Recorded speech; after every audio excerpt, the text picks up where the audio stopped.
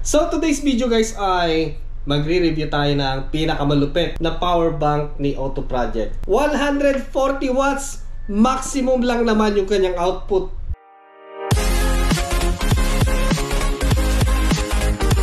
So ito guys ay malamang yung kulay niya ay Nebula. Nebula 27,000 mAh power bank. So kahit maliit pero napakalakas niya.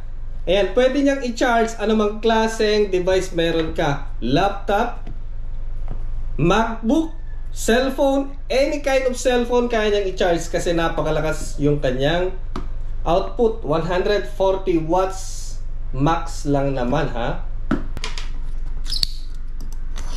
Yun oh.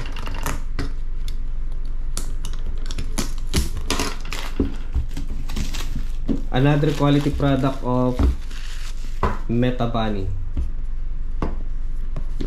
Okay, sa paano ba ito buksan? Ah, ganun. So, para siyang box ng cellphone.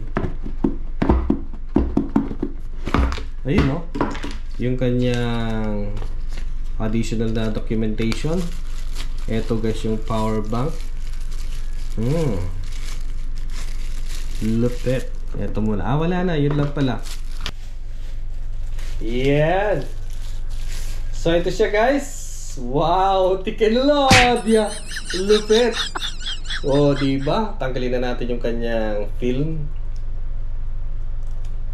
Amoy bago. Ang bigat niya guys. Boom. Mabigat siya guys. Okay, made of aluminum. Then dito sa side, aluminum ba to? Check natin. Ah, plastic na dito. Then sa likod ay plastic na rin siya. Pero dito sa harap ay made of aluminum. Yun o. Ganda yung design. So dinesign siya for portability kahit saan. Kahit saan ka sumakay, kahit saan ka pumunta. So pwede mo siyang dalhin. Kaya pala hinahanap ko yung kanyang charging cable or wala siyang kasamang cable. So nandito na pala. So ba't ang ikse? May ikse. Pwede hilain. Oh, ayos ayos, teknolohiya. Then ayun, pwede siyang mag-lock sa gitna. Then pag sinagad natin, ayun para siyang safety belt ng sasakyan. Then meron siyang magnetic dito. Ayun, didikit siya So hindi siya nakalabas. Magnetic siya. Bam! Kaya pala tinawag dito na dito. Kaya pala, ba't kaya? Ano kaya yung ibig sabihin ng retractable? Ayan may nakalagay na retractable. So yun pala ang ibig sabihin niya. So yung cable niya pala, kahit wala kang talang cable, meron na dito. Ayan, para siyang safety belt, seat belt ng sasakyan na kapag hinila mo ay maglalak. Then pag ibabalik mo, boom. Ang lupit. Ang lupit. Ayan, Metabani, Auto Project, strike again. Ang ganda guys, Gano'ng kahaba? Ang haba, Then naglalak. Mahaba. Pero kapag unti-unti natin ibalik, ayun pag binigla mo siyang binitiwan, ayun, meron siyang may automatic na lock. Galing, diba? So hindi na ako makapaghintay na subukan. Try natin kung automatic niyang madedetect na meron siyang load. Ay, woo! Grabe! Teknolohiya! Ang lupit! So dito may dalawang LED. Then dito sa gitna ay yung kanyang SOC or yung percentage ng battery natin. State of charge 71%.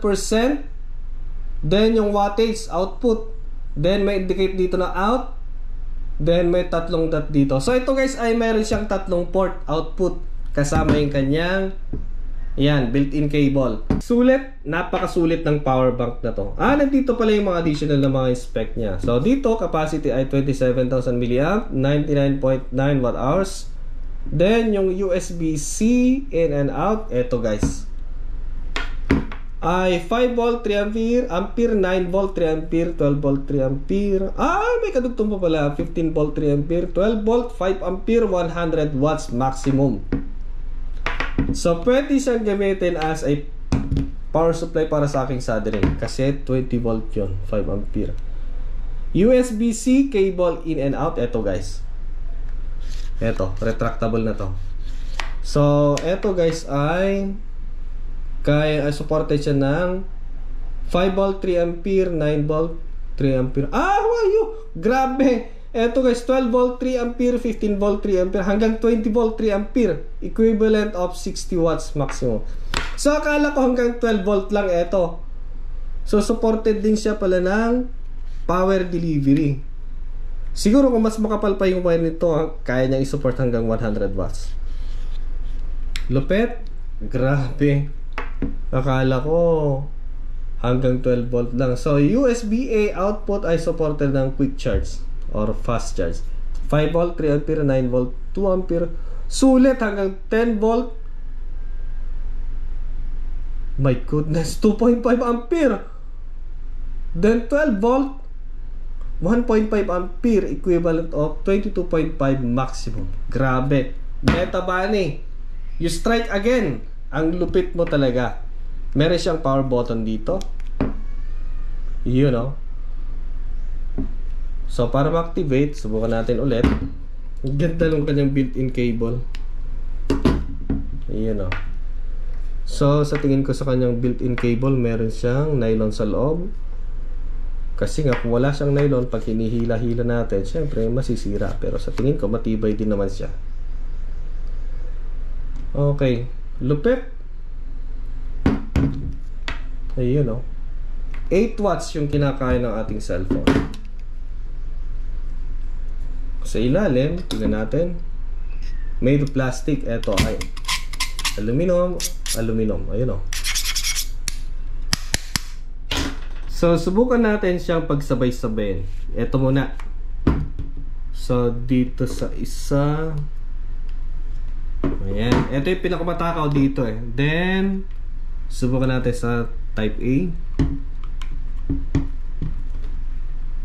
Yan.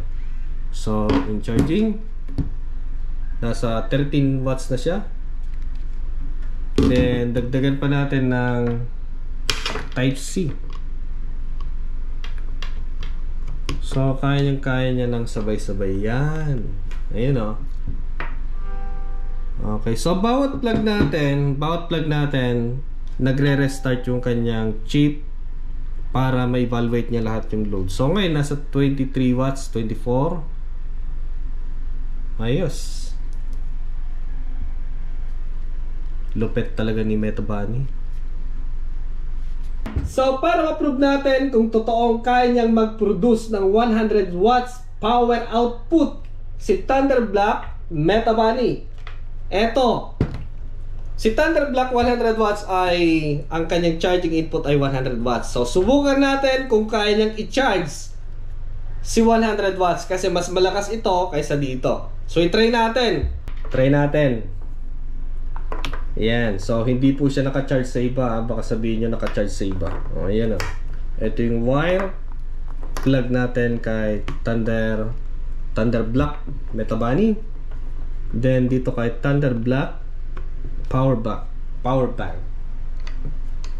Okay, so makikita natin si Thunderblock na 100 watts ang na-charge ngayon. So tingnan natin kung ilan yung kanyang output. So yan guys, pataas siya ng pataas. Pag yung pataas 60 na 72 82, 86, 89, 96, 99, 102. My goodness ka, Metabani, lakas mo. Ang lakas mong maka-charge. Ayun lupet. Ang lupet. Ayan. So eto guys ang na-charge ngayon. Malakas po talaga siya. So proven nga naman na kaya niyang mag-produce talaga. So 102 yung kanyang pinapasok dito. So bakit hindi pa tumaas? Kasi guys yung limit lang dito ay 100 watts. So yan. 102 malinaw pa sa mineral water. Then eto, ini-evaluate niya 12 watts. So hanggang 100 watts to eh. Sinubukan natin dito kay Pandak na mataba, pero siyang na-charge.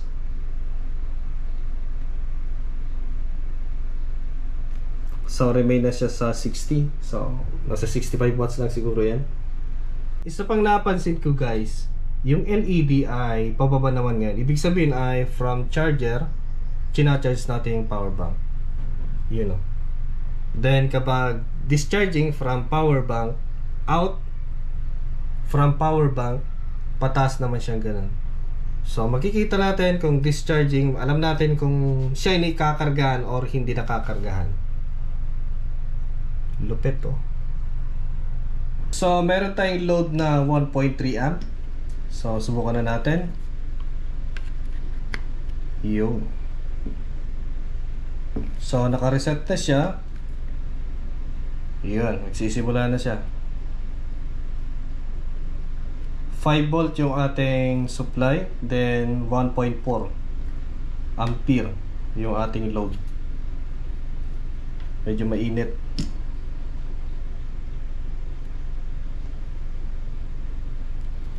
Okay, so dito ay nasa 7 watts.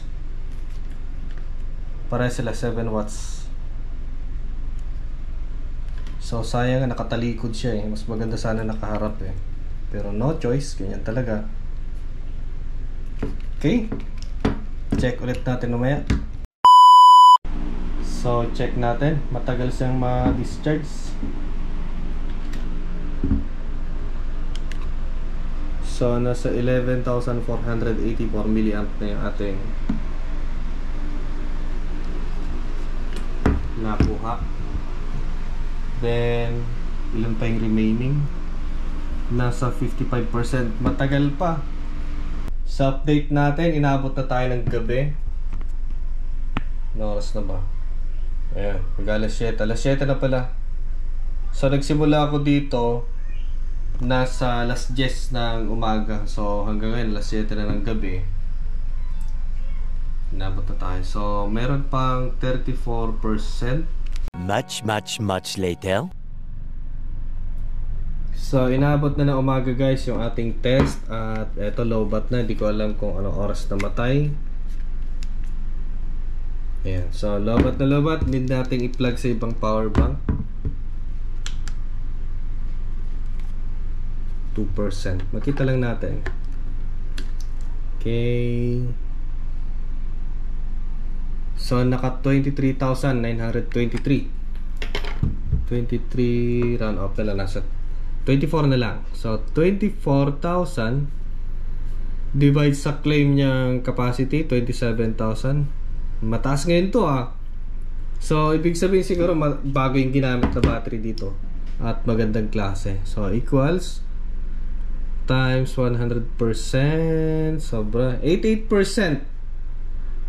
Wow, quality guys yung power bank ni Auto Project Thunder Black Metabani.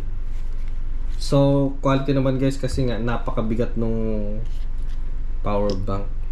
Ayan. So ngayon ay subukan natin buksan at tingnan natin yung loob niya. So dito meron siyang screw sa ilalim.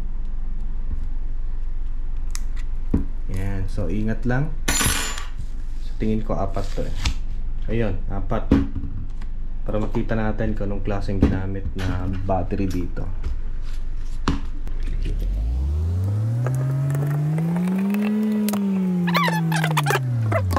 Ingat kasi baka may wire dyan. Alright, so meron dito, ewan ko anong klaseng battery yung ginamit din eh. Subukan natin itulak. Ayan. So eto pala yung kanyang ruler. Ayun o, yung parang safety belt niya or seat belt. Yung parang nakarolyo niya na wire. Yun o. Oh, lagaling. Tapos meron siyang lock. Tapos pag hinay-hinay natin ibalik na gano'n, magre-release. Pero pag bibiglay natin, maglalak. Oh, di ba? Dito, pag naangat nyo dito, magkabilaan, then angatin din dito. Dito, tuklapin dito, iangat na gano'n kasi nga nakalak dito sa kanyang mga ports.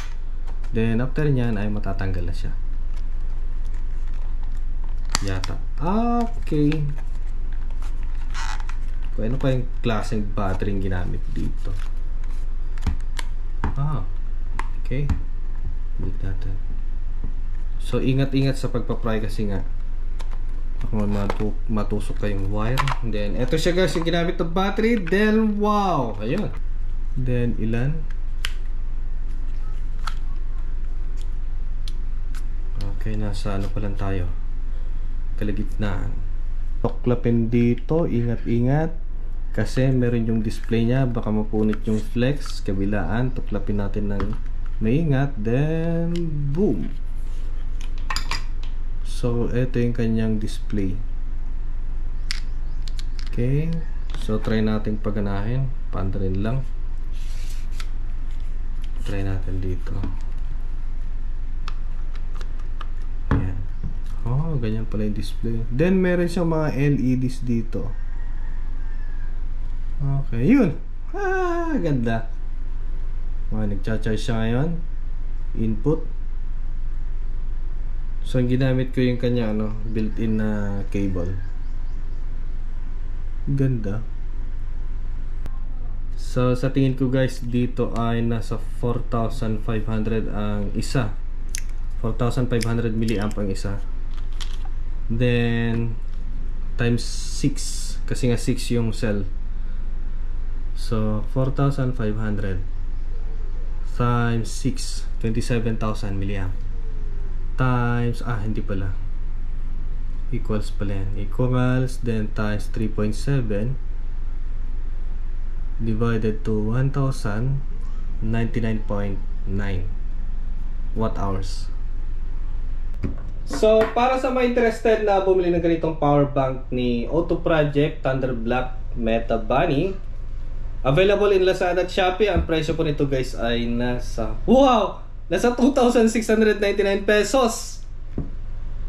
Sa sulit na power bank. Okay, so para sa mga interested, nasa description box at nasa top comment section. Sulit. Naligo lang ako sandali kasi 2 days. Ika 2 days na i-review ko to. Matagal kasi yung yung capacity test, inabot na magdamag. So yan, nasa 16% yung paligo ko lang, nasa 16% ng recharge. Kung ang gagamitin yung charger ay 65 watts. Mabilis siyang i-charge kasi supported siya hanggang 100 watts. Okay, so gusto ko pang i-try kasi nga dito na ako natulog kagabi para magbantayan. Pero wala. Try natin dito kay projector ni Wanbo kung kaya niyang paandarin. Try natin. Okay, so i-try natin dito sa projector ni Wanbo. Ito. Okay. Or na. So, check natin. Ayan o. Yan.